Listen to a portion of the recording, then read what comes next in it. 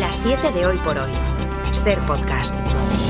¿Qué tal? Muy buenos días. Colombia sigue buscando bajo los escombros a cientos de personas desaparecidas después de ese terremoto de 7,4 grados en la escala de Richter que sacudió ayer el oeste y el centro del país y que es ya uno de los más potentes que ha sufrido Colombia en lo que va de siglo.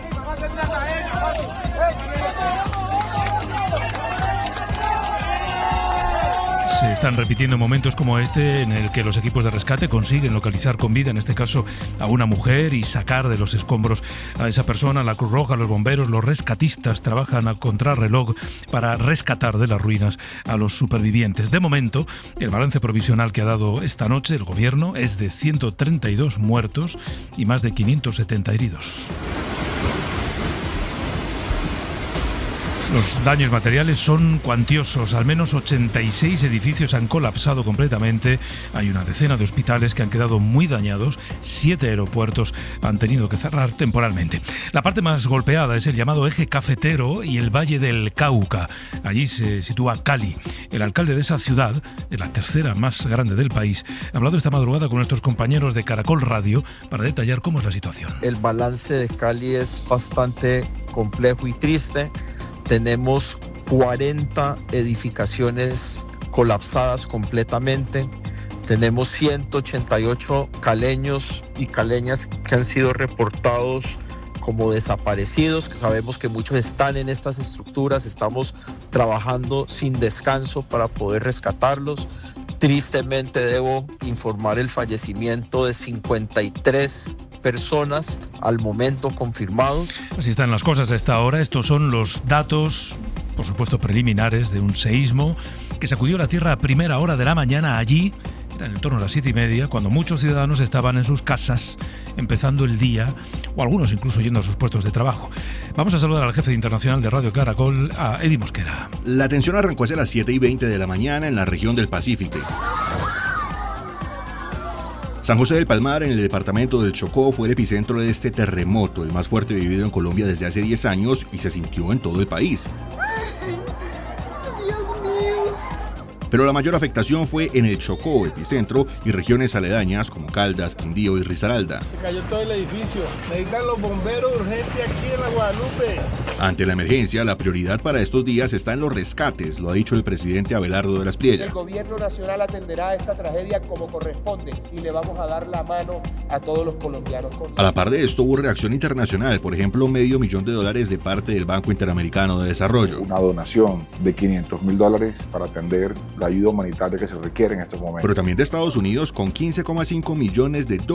Ya se ha declarado desastre nacional y ahora se espera que el gobierno detalle lo que se necesita para que las demás naciones envíen las ayudas necesarias. El presidente Abelardo de la Espriella, que tomó posesión hace solo 4 días, el pasado viernes, ha declarado la situación de desastre nacional y varias ciudades han establecido toques de queda. Ángel Villascusa, buenos días. Buenos días. Y ante el riesgo de posibles saqueos, además, varios países de la región ya han ofrecido ayudar no solo económicamente como Estados Unidos, con 15 millones de euros, también mandando rescatistas, como ha anunciado México, si Bogotá lo solicita. Claudia Sheinbaum es la presidenta de México. Y por supuesto, todo el apoyo que requiera, si es necesario, el pueblo de Colombia, y vamos a estar.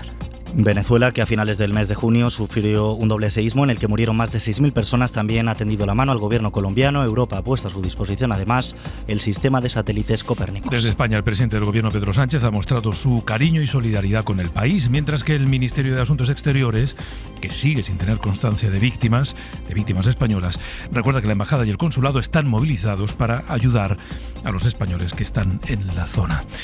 Así amanece aquí en España, así anochecido allí en Colombia este martes 11 de agosto.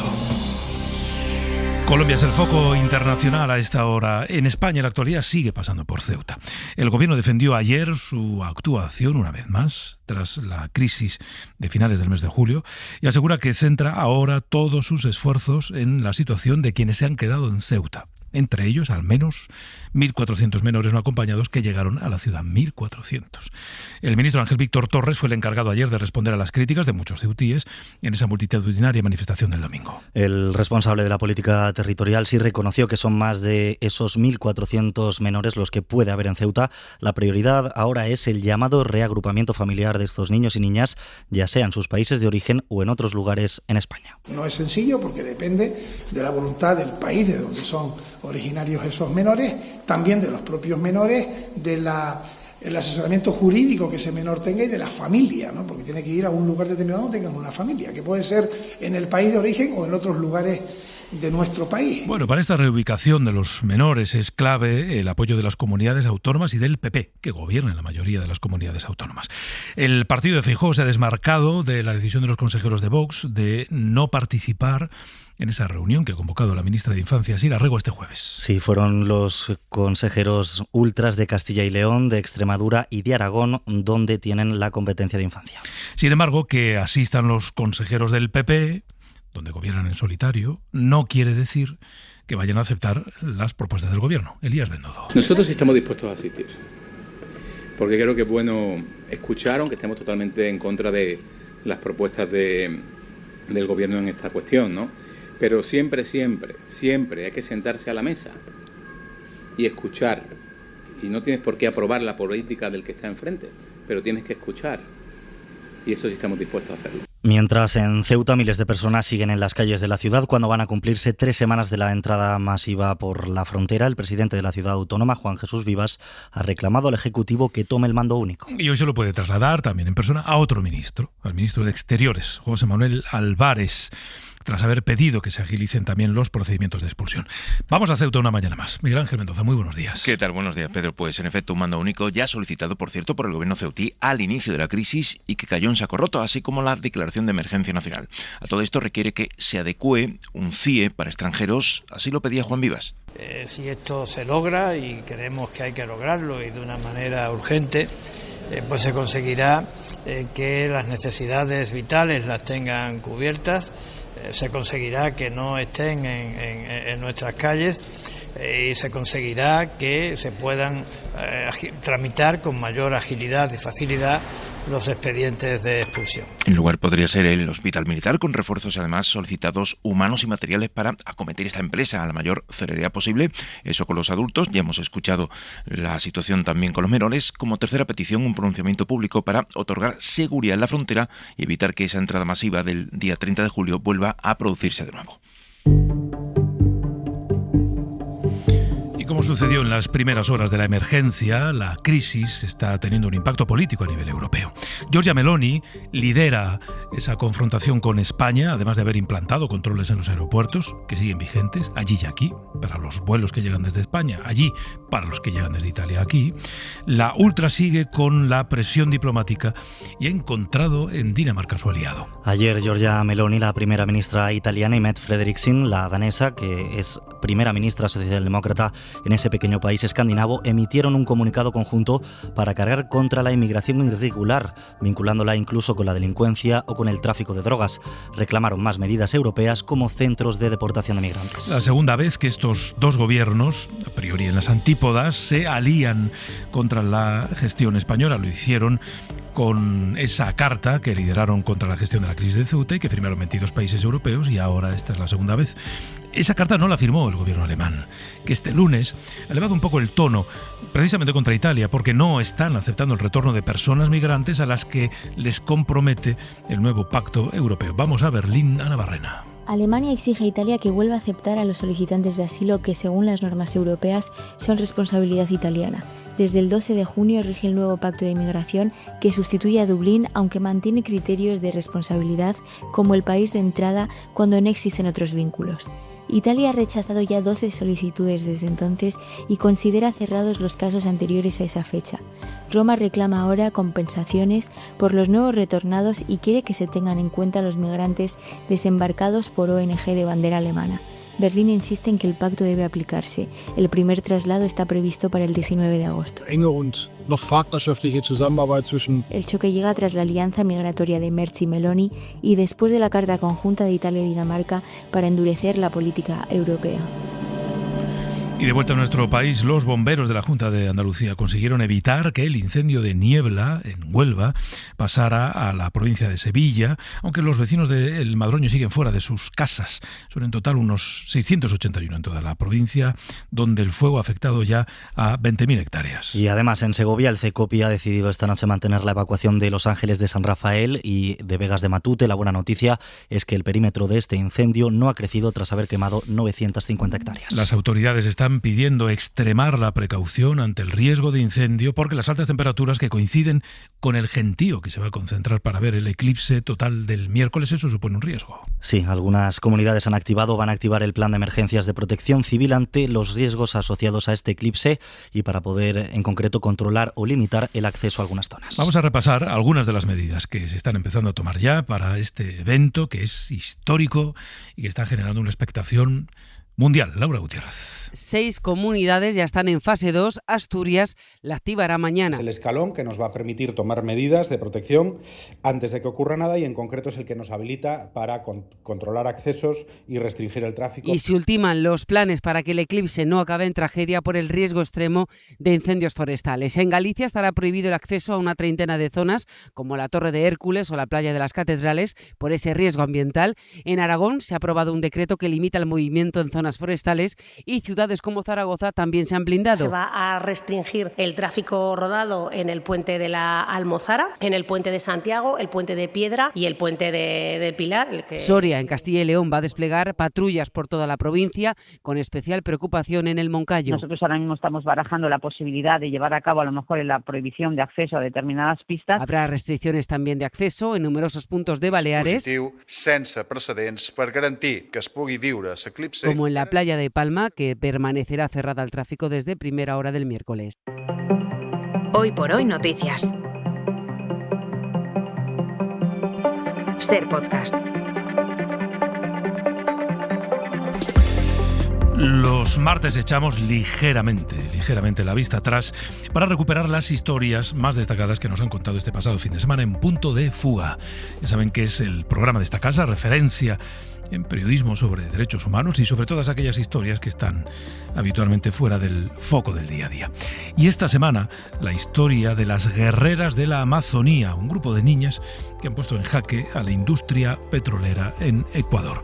Javier Bañuelos, buenos días. ¿Qué tal? Buenos días. Sí, empezaron su lucha cuando apenas tenían 7, 8 y 9 años. Mi nombre es Rosa Daniela Valladolid. Mi nombre es Denise Núñez. Carly Valentina Herrera. Son niñas, pero se han ganado que las conozcan a nivel mundial como las guerreras de la Amazonía. Se llevan toda la riqueza del petróleo y tan solo nos dejan contaminación, desforestación y muerte y pobreza. Estas niñas y sus familias han convivido durante años en la Amazonía ecuatoriana con derrames de petróleo, respirando día a día durante décadas el aire tóxico que desprenden las chimeneas de gas que queman las petroleras para extraer el crudo. Esas chimeneas gigantescas las conocen como el monstruo de fuego. El monstruo de fuego es un tubo muy largo que extrae petróleo, que es para arriba. Extrae petróleo y tira ese gas donde sale el fuego. Esas chimeneas de fuego llevan años disparando los casos de cáncer entre la población ecuatoriana que vive en la Amazonía. Dania nos cuenta que perdió a su padre. Mi papá recayó con el cáncer y me fueron explicando, mi mamá me fue explicando sobre esta enfermedad, sobre lo que causaba. Ese golpe, ese mazazo, es un castigo que comparten estas 9 niñas. Todas han perdido a un ser querido, por eso se unieron para sacar al monstruo del fuego de sus vidas. Decidimos demandar al Estado ecuatoriano y a sus empresas petroleras que nos han dejado enfermedades y lo más triste, que es la muerte. Llevaron su voz al Parlamento ecuatoriano, también a la Cumbre por el Clima, a la COP30 de Brasil. Yo le pido a todos ustedes, señoras y señores asambleístas, que se exija el cumplimiento real de la sentencia del caso Mecheros. Y ganaron, pero 5 años después de lograr aquella sentencia histórica que obligó a la industria petrolera a cerrar esas chimeneas de fuego en la Amazonía, no han cumplido. Quedan muchas por toda la selva amazónica, como nos recuerda Iván Martínez Pichardo, responsable de la campaña de justicia climática para las Américas de Amnistía Internacional. En el último conteo, en 2023, existían 486 mecheros, de los cuales el gobierno ecuatoriano menciona que ya se han eliminado 183. Pese a todo, la fuerza de estas niñas sigue intacta, a pesar incluso de los atentados que han sufrido por plantar cara al poder, como nos cuenta Leonela. Estaba con mi mamá, me tiraron un explosivo, tenía que quedarme callada. Nada les callará. Las guerreras de la Amazonía no se acobardan. Tenéis su historia en nuestro último capítulo de Punto de Fuga. Podéis encontrarlo en Ser Podcast y también en X, en @Punto de Fuga. La semana que viene, más. Adiós. Vamos con la recomendación cultural para empezar el día y Raquel García nos propone una exposición de fotos en la sede de Fundación Telefónica en Madrid. Apenas había pasado una década de la Segunda Guerra Mundial. Estados Unidos era el gran faro de Occidente y el sueño americano empezaba a construirse. Es entonces cuando el fotógrafo Robert Frank, un suizo de familia acomodada, afincado en Estados Unidos, aburrido de los trabajos comerciales que le encargaban, decide coger carretera y manta para retratar a la sociedad estadounidense.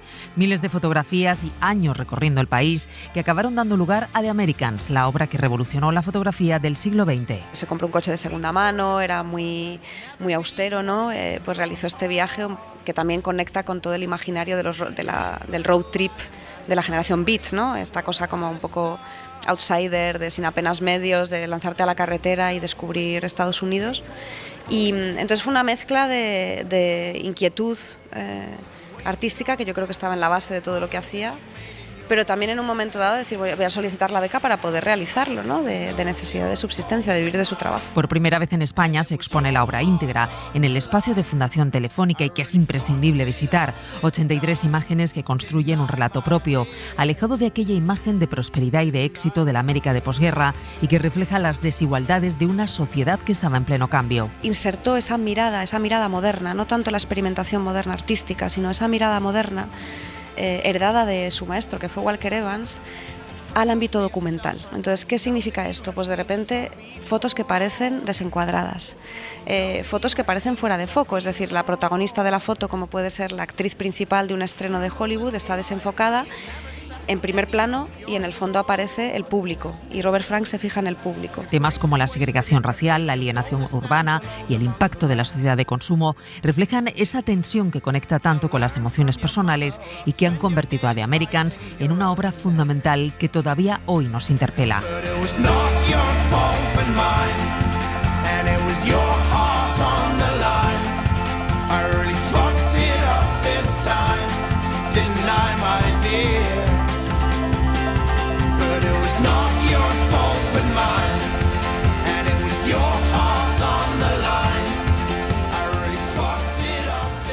Para no perderte ningún episodio, síguenos en la aplicación o la web de la SER, Podium Podcast o tu plataforma de audio favorita.